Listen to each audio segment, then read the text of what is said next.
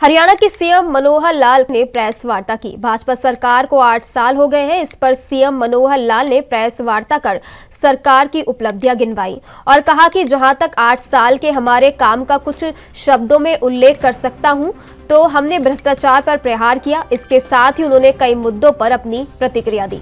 भाजपा सरकार को 8 साल हो गए हैं।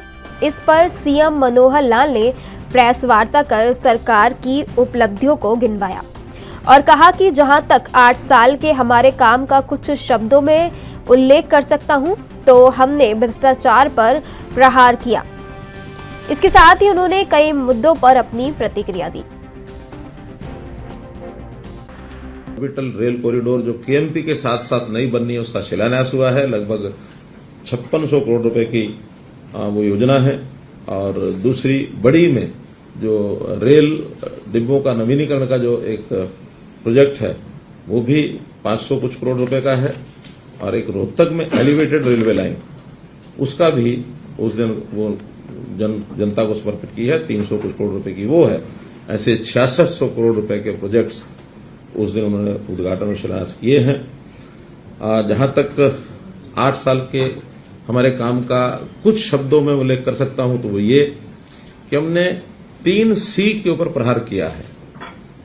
करप्शन पर प्रहार किया है। जहां तक संभव हो सका हमने इस करप्शन को उखाड़ने के लिए, इसके ऊपर प्रहार करने के लिए पूरे प्रयत्न किए हैं। मेरा ये दावा तो नहीं है कि करप्शन जीरो हो गई है, लेकिन जिस लेवल पर जहां पर भी मिलती है और उसमें कोई भी आता है, अपने पराये का भी विषय नहीं है। हमारा अपना भी कोई अगर फंसता है तो उसके खिलाफ भी हमने कार्रवाई की है। सरकारी अधिकारी फंसे, कर्मचारी फंसे, कोई नेता फंसे, कोई जनता का आदमी फंसे और कोई इस प्रकार के जैसे लोग हैबिचुअल ऑफेंडर जिसको कह सकते हैं, वो लगातार स्कैंडल जो चलाते रहे हैं। आपने इस नकल के मामले में देखा, हमने 700 से ऊपर लोगों को गिरफ्तार किया है। उसमें नकल करने वाले भी, कराने वाले भी, उनको प्लानिंग देने वाले भी, शेयर करने वाले भी, सब जहां तक उनकी ट्रैकिंग हो गई उनको हमने पकड़ा है। और खास करके ये जो क्राइम, यानी 3 C में एक मैं करप्शन कहता हूं, दूसरा क्राइम है। क्राइम करने वाले लोग, क्रिमिनल्स, गैंगस्टर्स, इनको भी सबक कैसे सिखाया जाए, ये भी लगातार हमारा अभियान चल रहा है। और वो जब तक ये लोग सीधे नहीं होंगे उसको हम रोकने नहीं। एक है कास्टिस्ट पॉलिटिक्स जो हरियाणा में बहुत नीचे तक घर की हुई है। चाहे वो कोई नियुक्तियां हो, चाहे वो इलेक्शंस हो, चाहे वो किसी प्रकार के व्यवहार में, यानी सरकारी ही नहीं गैर सरकारी जगह भी सब लोग इस प्रकार के बाट बटाई, बंदर बाट में लगे रहते हैं। इसको इतने % मिलना चाहिए, इसको इतना ही होना चाहिए, इसको स्थान ये मिलना चाहिए, इसकी आबादी के हिसाब से मिलना चाहिए। कुल मिलाकर के योग्यता को आगे बढ़ाया जाए, हमने लगातार इन चीजों पर प्रमाणित किया है। संवैधानिक कुछ चीजें हैं, उन संवैधानिक चीजों पर हम वैसा ही जैसा संविधान बताता है वैसे हमने करना है। लेकिन खास करके पॉलिटिक्स में कास्टिस्ट पॉलिटिक्स ना हो, इसके लिए हमने पूरे प्रयत्न किए और उस पर पीछे लगे हुए हैं। 3 C के ऊपर प्रहार करना, 5 S को प्रमोट करना,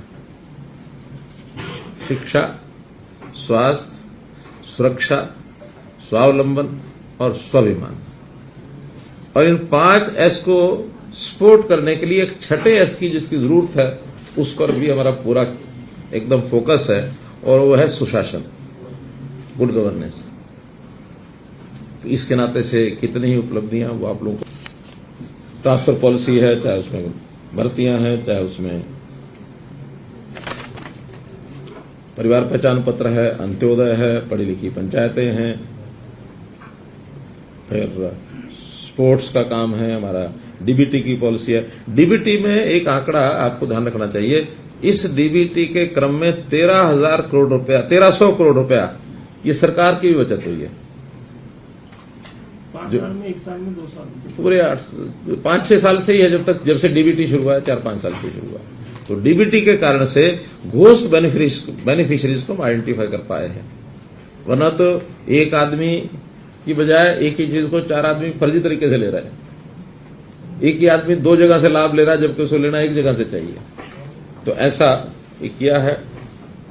आयुष्मान भारत प्रधानमंत्री जी का जो स्वप्न है कि गरीब आदमी को उसको लाभ मिलना चाहिए, इसमें भी एक विशेष बात यह है कि उस योजना में तो जो प्रधानमंत्री जी ने आयुष्मान शुरू किया, SCCC डाटा के आधार पर, उसमें तो केवल हम 9.5 लाख लोगों को ही दे पा रहे हैं जो अभी मिल रहा है।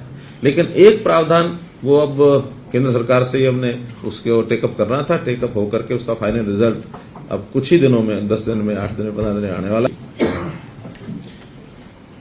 उद्योग नीति है, पंचायती राज संस्थाओं के लिए हमने जो उनकी स्वायत्तता जो उनको दी है, जो उनको अधिकार दिए हैं, विकेंद्रीकरण उनका किया है। महिलाओं का 50% का प्रतिनिधित्व, जिसके ऊपर क्वेश्चन मार्क लगा रखा था, कोर्ट ने उन्होंने क्लियर कर दिया कि 50% प्रतिनिधित्व, नॉट रिजर्वेशन। अब ये कंसेप्ट केवल हरियाणा का है और किसी का कंसेप्ट नहीं है। हर कोई रिजर्वेशन रिजर्वेशन रिजर्वेशन पहुंचते थे। हमने कहा देखिए 50% अगर हम इस आधार पर भी चलते हैं तो दोनों की तरफ संतोष रहेगा, वरना अगर 50% रिजर्वेशन करते हैं, हमने देखा एक स्टेट में कि महिलाओं की संख्या 64% हो गई। अब आप पुरुषों में एक चर्चा शुरू हो गई कि फिर हमारी रिजर्वेशन कर दो। उन्होंने कहा कि अब इसको विवाद ना बनाए, 50-50 करो।